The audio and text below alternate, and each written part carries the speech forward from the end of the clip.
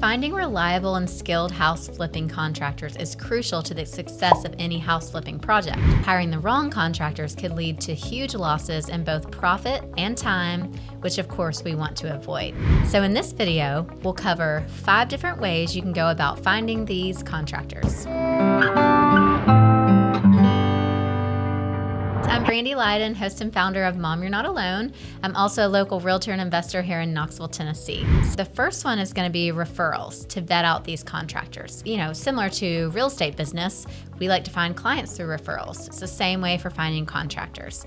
So you want to reach out to your friends, family members, and other real estate professionals who have worked with reputable contractors. They can also attest to the contractor's work quality and give a firsthand experience of what it was like working with a particular contractor. Our number 2 is going to be online search. So there's a variety of online resources that investors can use to find contractors, including online real estate investment communities such as Bigger Pockets.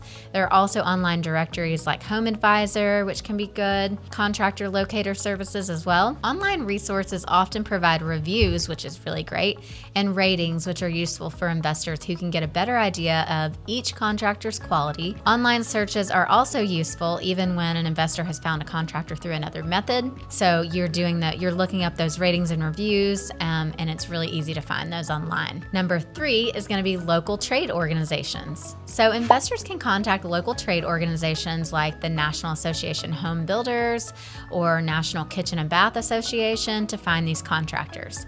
This method allows investors to find contractors who specialize in specific areas and will likely be skilled at their niche.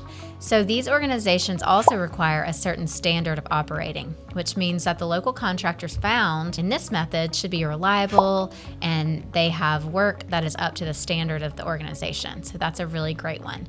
Another little section of this I'm going to throw in, so personal story, like if you are, let's say in your local Floor and Decor or Home Depot or something like that, that's also another, so you have the associations that have a typical standard of work. Then you walk into your Floor and Decor, Home Depot, things like that. And so they vetted also these third-party contractors, and that's another great way. So hit up your local Floor and Decor. If you need flooring installed, right, they have plenty of contractors that are vetted out there. And that brings us to number 4, which is social media. Social media has become a directory of all sorts for those looking for various services. Contractors are one of them. Some contractors advertise themselves on Facebook Marketplace, for example, while others may be recommended in a related group. So social media is a good option to use for contractor locator services. And I would say that it's easier to find a contractor that comes recommended when searching on social media, as people will often talk about their experience with that contractor on the platform. And it can also be easier to find a contractor nearby through the likes of Facebook and LinkedIn. You're also going to see, people, let's say that you are a member of investor groups online. And you can throw a post in there and say, hey, I need a great plumber, I need a great electrician, something like that. And you'll get lots of recommendations that way. And number 5 is going to be trade shows and networking events. So an easy way to find local contractors and connect with them in person is by attending local trade shows and networking events. Investors can meet contractors at these events and learn about the contractor's work from the contractor themselves. So what makes a good general contractor? That's a great question. So 3 qualities to look for in a GC would be experience and expertise, strong communication skills, that one's huge, and number 3, knowledge of building codes and regulations. So if you are doing a flip or a rehab and you have to pull permits, number 3 is going to be hands down most important, knowledge of building codes and regulations. So I'll go back to a personal story on this one. I was doing a rehab of a home, and it was in a small town, and their building codes regulation super strict, more strict than our county that we live in. And the contractor not knowing their specific codes was a detriment to this project. It cost me a lot of money.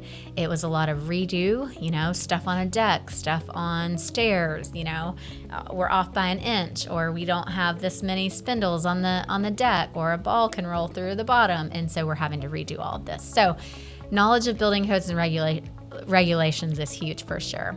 So if you want to avoid 3 of the biggest house flipping mistakes I've personally made and learn a little bit more about my experience with flipping houses, check out this video right here. Feel free to reach out if you want to learn more about flipping your first house or investing in real estate.